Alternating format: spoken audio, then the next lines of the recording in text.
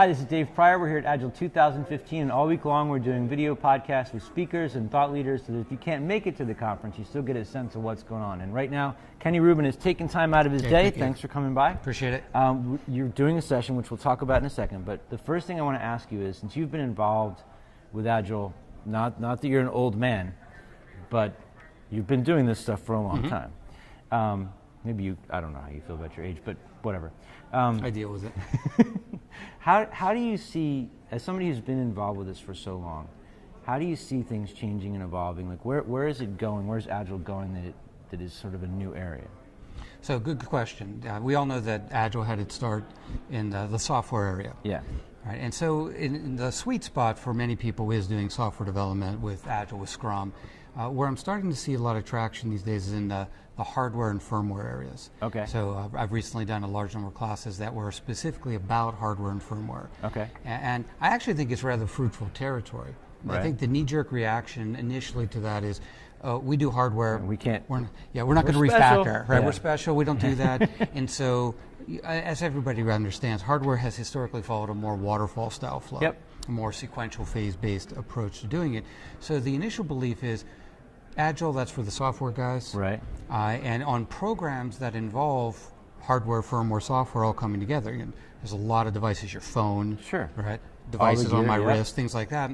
These require that the teams that work on the various pieces collaborate together, and of course it would be best if they collaborated in a way where they weren't disrupting each other at every turn. So if they're marching to the beats of different drums, that could be a problem.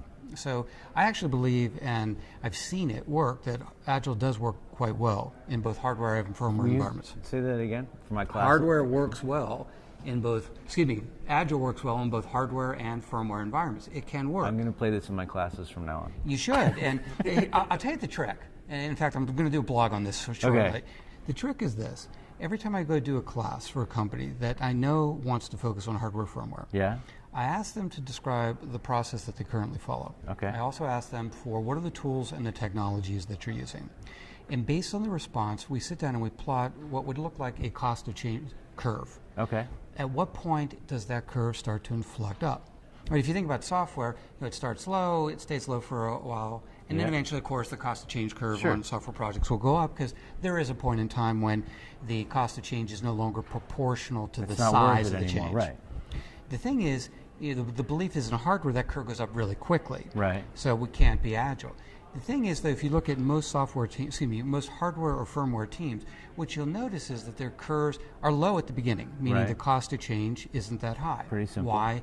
Because they might be doing a software simulation of how the hardware is going to work. Right. And changing that is like changing software. Easy, yeah. So they make the changes. But you'll get to a certain point. So, for example, if that's the point in time where you have to actually cut steel, right, because you're going to make an injection mold or something, well, at that point, your cost of change has gone up. So the curve has gone more exponential at that point. Yeah. So at that point, you're looking at it and saying, I can probably be very Agile up to that point in time. Right. Beyond that point in time, I'm really not that receptive to change because it's expensive. Okay. If you're ordering a million microcontrollers to put in your device as a long lead purchase, sure, you don't really want to make a change at that point and say, oh, that microcontroller is not the one we're going to be using anymhere. So are they then saying you should do Scrum up till here or Agile up till here and then switch over to Waterfall? So what you'll do is you'll use Agile where it's sensible to use Agile. Okay. And so by looking at the cost of change curve, you can quickly identify over what period of time, so development and prototyping, or prototyping and development, very easily Agile. When you get to points where the curve starts to inflect up, now is when you want to look at the tools that you're using. Okay. And ask yourself this.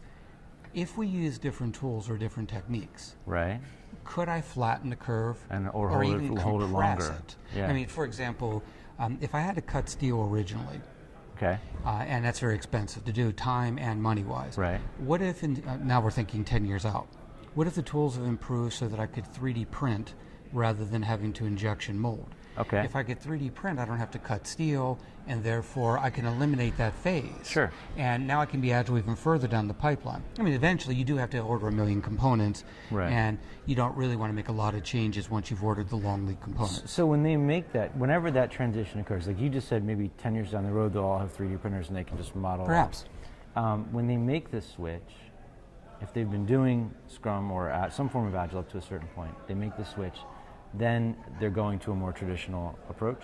Right. They'll be following approaches that are relevant to that point. When you're cutting steel, you have a process. Right. And there's very little variability in that process. Okay. I mean, you know it's going to take 6 weeks from the time you submit the order to when you get a piece of steel So it's fairly back. predictable. Right. And same thing if I have to go into a foundry and have a chip manufactured.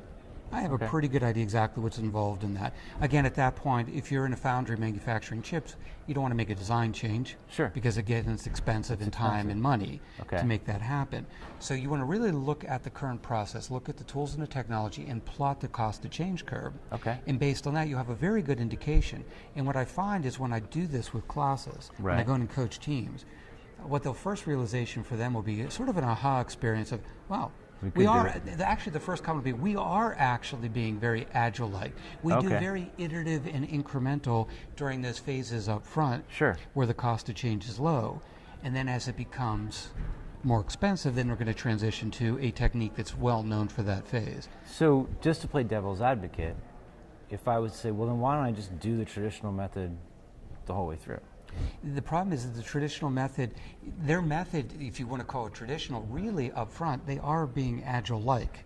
Okay. They're already doing it, because if you ask anybody in their development and sort of prototyping phases, they're like, we're going to do a rapid iteration. Yeah. We're going to put it together very quickly, then we're going to get fast feedback on it. It's like, so maybe it's just firming up their practice, or more disciplined practices and things like that. And asking them how they could extend those practices further down until it's just no longer reasonable, because they're going to get to a point where they say, at this point, fast feedback doesn't do us any good because it's a 6-week turnaround time every time we do something at a fixed cost.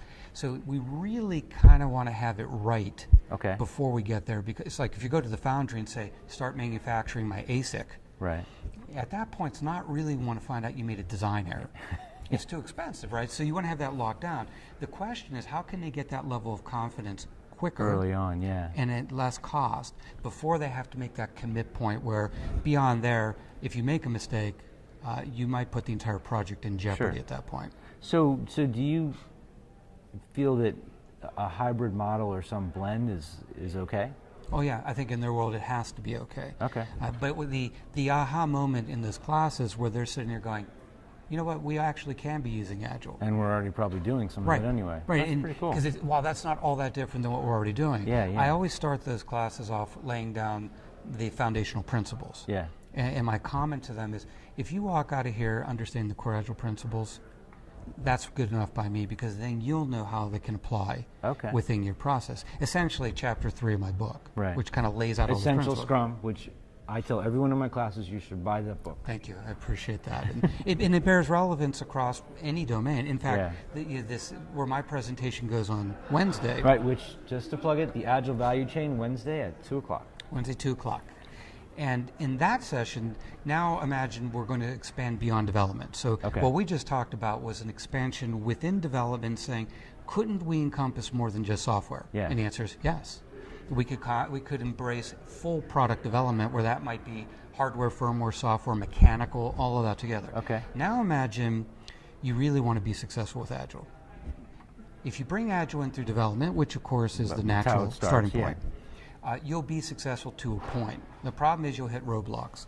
Other parts of the company. Correct. So what I call the value chain. Okay. And the idea behind that is quite simple. Look at the organization and all the different groups within the organization that surround it. Right. Sales, marketing, deployment, legal, finance, the executive team. The problem in most companies that I visit is that development is moving to Agile, or fairly good at doing Agile today. But these companies are still not seeing the benefits that they really expect from agility. Now the question is, how do I embrace Agile more at an enterprise level? Okay. And I'm not talking about scale. And when people talk about enterprise at this conference, they're talking bigger about and bigger projects. Bigger. Oh, that's something that requires 500 people. I'm saying that even if you're a 20-person development effort, the other groups around you, if they're not operating according to core Agile principles, you could easily get disconnected. You're going to have that dissonance that's created. I mean, exactly. The impedance mismatch, if you want. And because of that, companies are saying, we're not really seeing the full benefits. Right. And the argument I'm going to make is if you reference sort of the Jeff Moore crossing the chasm idea, right? A lot of people. Another book you should all buy. A book that was first published in '91. And when you think about it, people would say, oh, Agile has crossed the chasm. That's what you'll hear. And that's being viewed That through the seems- lens of development. If Even you put on your there, development that lens, seems a little extreme. well, if you think about it, Because we all still have work to do. I mean, we're still getting hired for games. no, but and I would even argue there's more work, and the reason is we've moved The out chasm's of. gotten bigger. Well, if you think of the model, if you haven't seen the Crossing the Chasm, just go online, do an internet search, Yeah. you'll find it very quickly. But you have sort of the early stage of that, Right. The early adopters and the visionaries, thing. which I think we've cleared that. Right. We're now in sort of the early majority. Right. Right, so we're across the chasm, for people who are unaware, is the place where a lot of technologies die. You've had the early adopters, they've been successful with it, right? The visionaries have been on board, but now it hasn't really become mature enough for the people on the other side of the chasm, where the real majority of the market is to be comfortable yet. Right. And so a lot of technologies die there. I think Agile's across. I mean, we have a lot of mainstream companies here that are using Right. it. But it's crossed the chasm only from the perspective of Right. viewing it through the development lens. Okay. If you view it as how has Agile pervaded the entire organization, I would argue you're in the chasm. And being in the chasm is a very risky place to be because Yeah. a lot of things die there. So the goal of the presentation is to say, what do we need to do to move into sort The of rest the of the early company. majority, right? Where Okay. the people who use in the early majority, it has to be proven. They're a herd Okay. mentality. Sure. And they do it because others like them are doing it. And then you have the late majority. They're But the there's ones. plenty of examples of companies, like legal company, different groups that are all doing this stuff. But I guess there's still kind of the special. Well, white take legal's a unicorn. good example. Yeah. All right. So within a company, legal operating in this traditional fashion can cause a number of disconnects. The first is the ability to engage partners with fixed price subcontracts. Sure. Right. So they try to lock down all the variables, and the next thing you know, here we are trying to work with our partner, and the partner's saying, "Oh, fixed cost, no problem. Give me the full requirements document Yeah. on the first day." Right. Like, well, that's rather hard for us to do because we're doing Agile and we don't claim to know the full requirements on the first day. Well- you want a fixed price though. Yeah. So how do you, the disconnects there. The other issue, imagine you work on a medical system Okay. and you have to pop up a dialog box. Sure. And the language that goes in that dialog box has to be either written by or approved by legal. Okay. So the question now is, how do you engage legal? Are you going to have a lawyer be a member of your Scrum team? It's an option. Right? Sure. If you had a lot of that work, you might argue that's a good idea. Are lawyers consultants to Scrum teams, or do we treat legal as a component team and outsource all legal work Okay. to the team? So we're in our story, we realize we need text for the dialog box, so we pull off a piece, we walk over to the legal team, and we say, hey, this is going in your queue. Right. All three of those are possible. Now the question is, how is legal going to operate? Right. I'm arguing that perhaps if they were operating their legal group in an Agile-like way, according to Agile principles, Right. that we might be able to better align the flow. If I walk over to legal and they're like, 6 weeks, Yeah. I'm like, 6 weeks? I need to get the story done in this sprint. Yeah, we'll get in queue. 6 weeks from now, we'll give you But approval isn't on your that language. the same as saying we've got a database team and they can't do Scrum because of the way they're working or their shared services, so they're going to do Kanban. I mean, you could say legal can Exactly. do Kanban, right? So maybe, in Maybe fact, it is that's what I 6 want to weeks. talk about in the presentation, that it could be 6 weeks, right?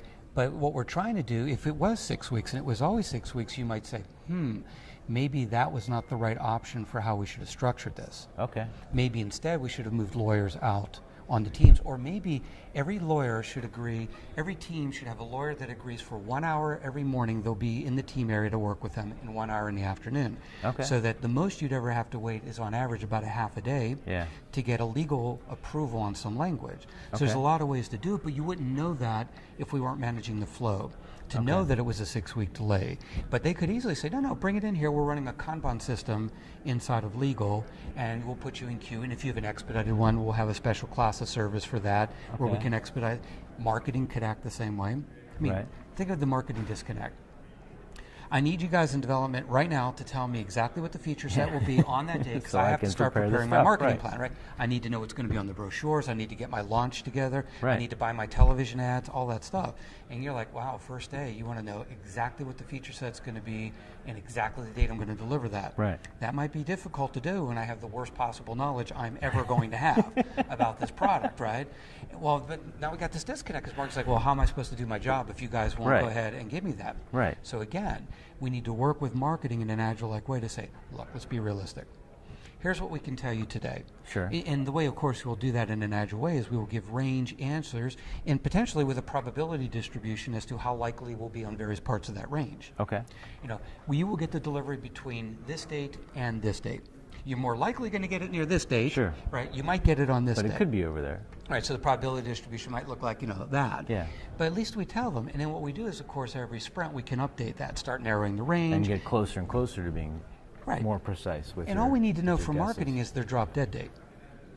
If I don't and that's know like by a fixed date. Right, Just well a they fixed know. thing, yeah. If I'm going to have television ads in the marketplace, I have to have a 6-week lead time, right? Okay. To buy, I made that number up by the way, to buy ads, get them produced, get them into the media channel. Yep. I was like, okay, so you're saying 6 weeks from that date. Okay. We need to be able to do that. So now we know how we're sort of narrowing the scope or the date to get there. Okay, but it's not that marketing would have like its own Scrum team and just like the legal team, they could.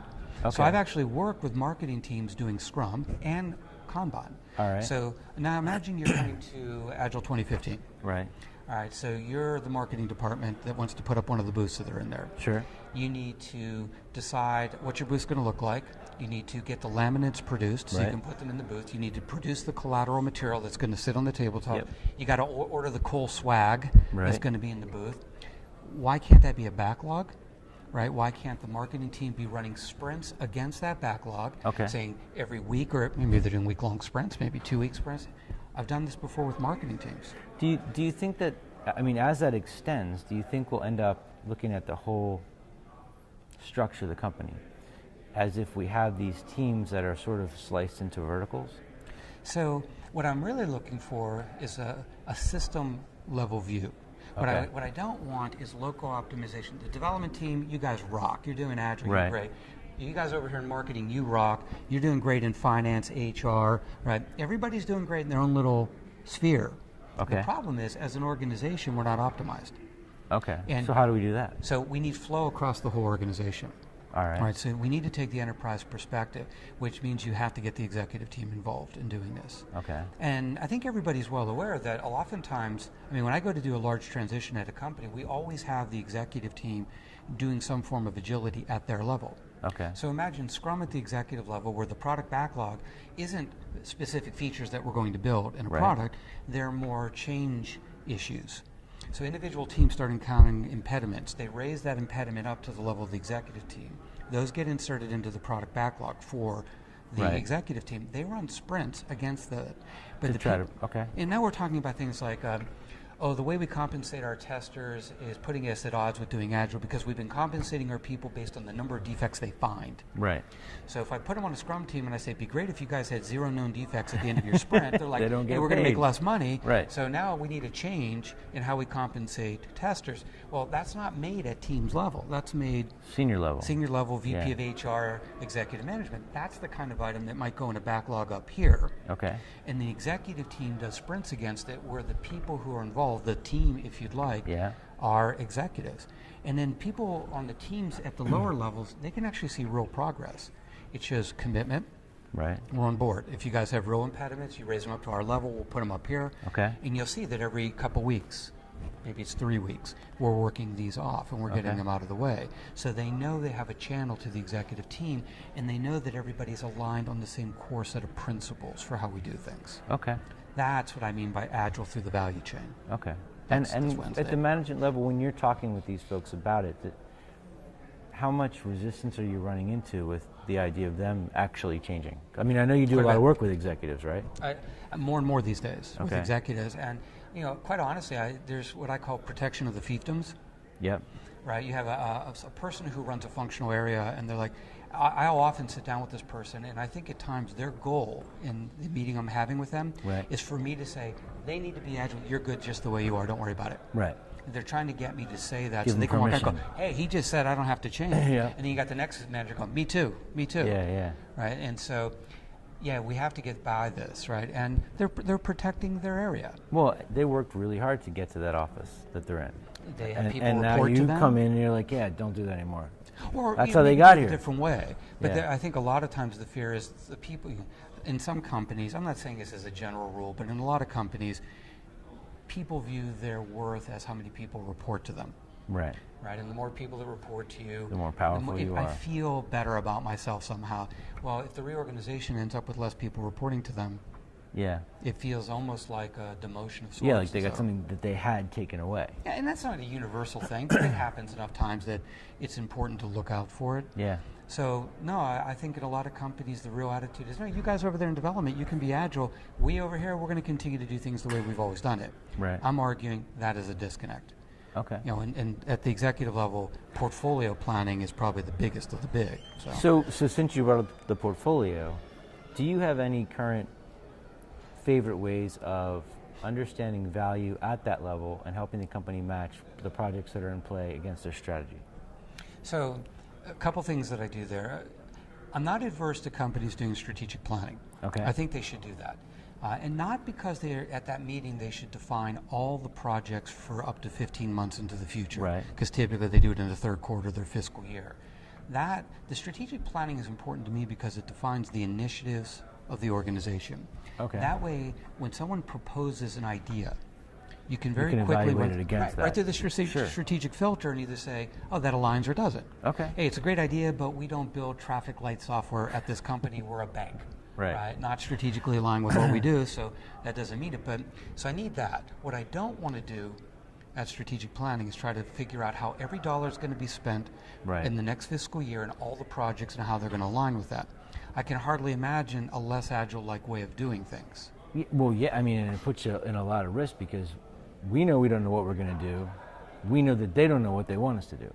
And what happens when the brilliant emergent opportunity that nobody thought of at that meeting presents Suddenly itself shows 2 up, months later? and they don't Are have you going to time to say, do well, it. we'll wait till next September and evaluate Yeah. that? Most of those opportunities are fleeting. They decay exponentially.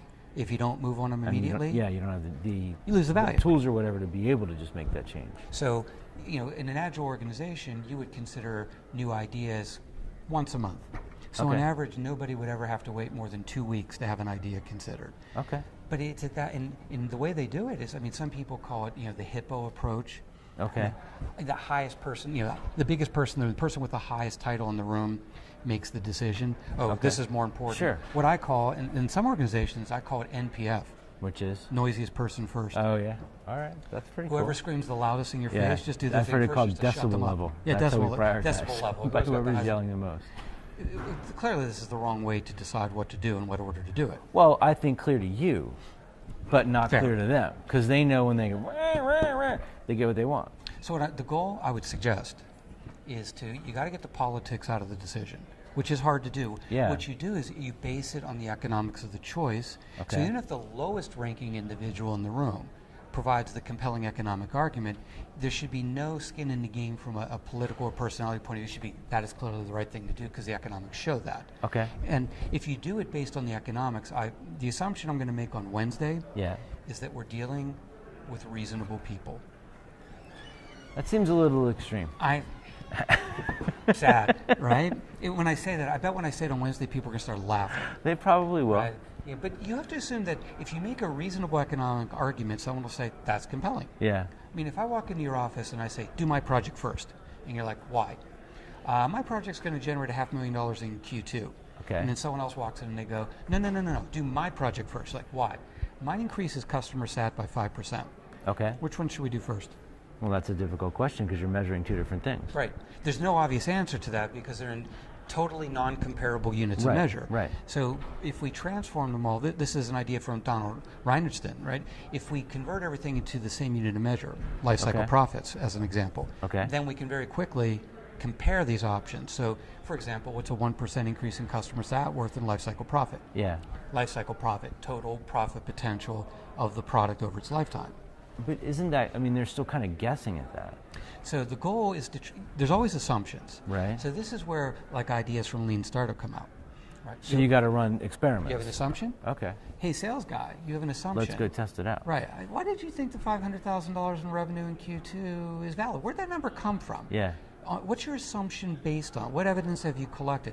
Because the hard part of this is people are like, well, if I ask them what the benefit is, they're just going to pull a number out of some random location. Right. that isn't related to anything else at all anywhere. And how do I know that the number was based on any form of reality that I can possibly deal with? Yeah. So this is where I would say to them, okay, you're making a compelling argument, but you made an important assumption, and I'd like to know what you're going to do to validate that assumption. Why don't you take 1 week, Right. do an See what you can do. investigation? The hypothesis is that number is correct. Now, what experiment are you going to run Okay. that'll come back that'll either confirm or refute that? Okay. Because then we'll have real evidence like, okay, I believe your numbers are credible, and we've done the math, and every 1% increase in customer stats worth $250,000 in life cycle profits. Okay. We'll convert $500,000 of revenue into life cycle profits, compare them, and go, wow, clearly This the is one a better choice. Absolutely, because it's simple, and that hopefully eliminates the politics out of it. Because you look at it and go, no, it's simple numbers at this point. But what? Yeah, that would be awesome. But there's still going to be other people who are like, yeah, I know what the numbers say. I'm going to do what I think is the right thing to do anyway. Yeah, and if the most senior level person in the room says, yep, heard all that, we're still doing it this way, people will probably line up behind that and they'll do it. Yeah. Doesn't mean it was the right thing to do. Okay. Right? And so the goal here is to act reasonably, to be rational, and to try to eliminate sort of the politics out of the discussion by saying, can't we do this based on the economics of the choice? Yeah. And now the discussion comes down to, do you believe the assumptions that underlie the economic model? Okay. And we have ways to try and validate those assumptions. Okay, cool. That's the theory. Cool. All right, so have you run across anything here that has been particularly new or challenging? Or is what you're seeing here pretty similar to stuff you've seen at previous events? So I'd say nothing new and challenging yet. Okay. Right? We're little less than halfway into the conference at this point when we're doing this. I see some good points being made about topics that are very topical today. I mean, scaling always has a presence here. About that. Yeah. Right? I see sessions that are intriguing because they touch on the whole value chain part. There's sessions on contracting. Yeah. Right. There's sessions on how do you deal with the finance people, OpEx versus CapEx stuff. Yeah. Right. I think these are all important topics. And stuff. I was talking with Larry Mascheroni yesterday and Troy today, and the stuff that they're doing. That to me is an area where the numbers, the way they're looking at the data that they're gathering, that is an important area of growth. Agreed. Yeah. Yeah, in fact, I think those types of presentations are high value add because it puts a little bit more mathematics behind what we're doing. More science, yeah. I don't think we have to go overboard, right? And I don't think they proposed it. I just said they can look at data sets and say, from that, we can actually derive useful information. Yeah. And why not use that information? Because most people's intuition on things like how long will this take Right. Tend to be pretty poor. Yeah. Right, so if you have some math to back up the numbers that are being provided, at least gives some confidence to the numbers, right? I guess it seems to me like when I was going through the program, I didn't see a lot of like big shiny new, like, oh, I have no idea what that is, but there's people digging in deeper with the things that are there. Yeah, I think it's next level stuff at that point. Yeah. Agreed. Yeah, which is pretty cool. All right, thanks for coming by. I appreciate it. I want to say one more time. So Wednesday at 3:15. Wednesday at 2 o'clock. Sorry. Start at 2 and Starts at 2, 3:15 ends at in 3:15. Potomac D. The Agile Value Chain. Go see Kenny Rubin and buy his book, Essential Scrum. You should all have it on your bookshelf, and we're supposed to wave goodbye to people. Thanks, everyone.